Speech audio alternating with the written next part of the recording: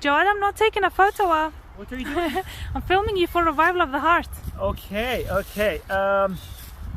We're back, huh? Yes, been a long time.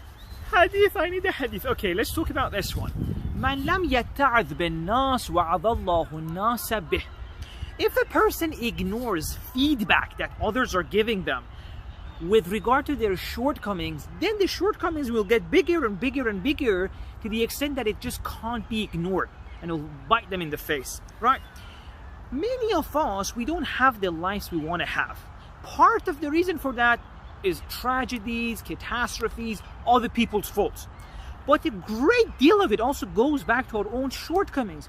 We're not living in the best possible way we can. And of course we're not, because it's difficult. It's very difficult to be a human. There are so many things you have to be good at.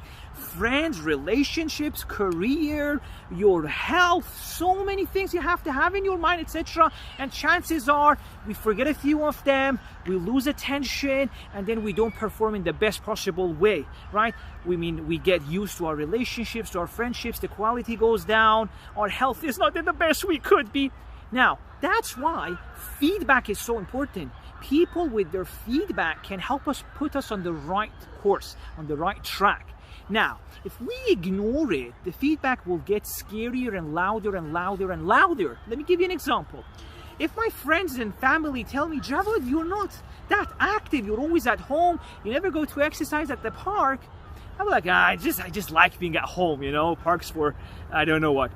Now, if I ignore it at this level, the same feedback will get scarier and scarier as my health gets worse, and it turns into a scary discussion with my doctor when my doctor tells me, Javad, I'm so sorry, you either get active or you have 3 months to live because this heart needs some exercise.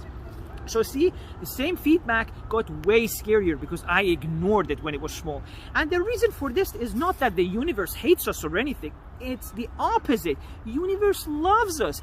Universe wants us to live the best life that we can.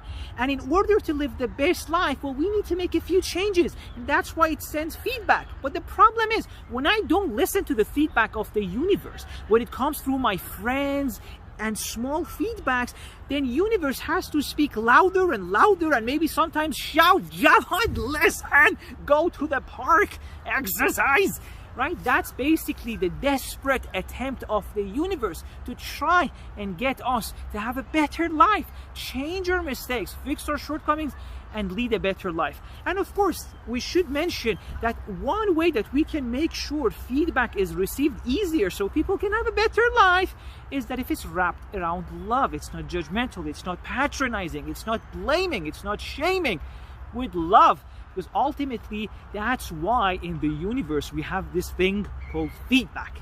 It's love.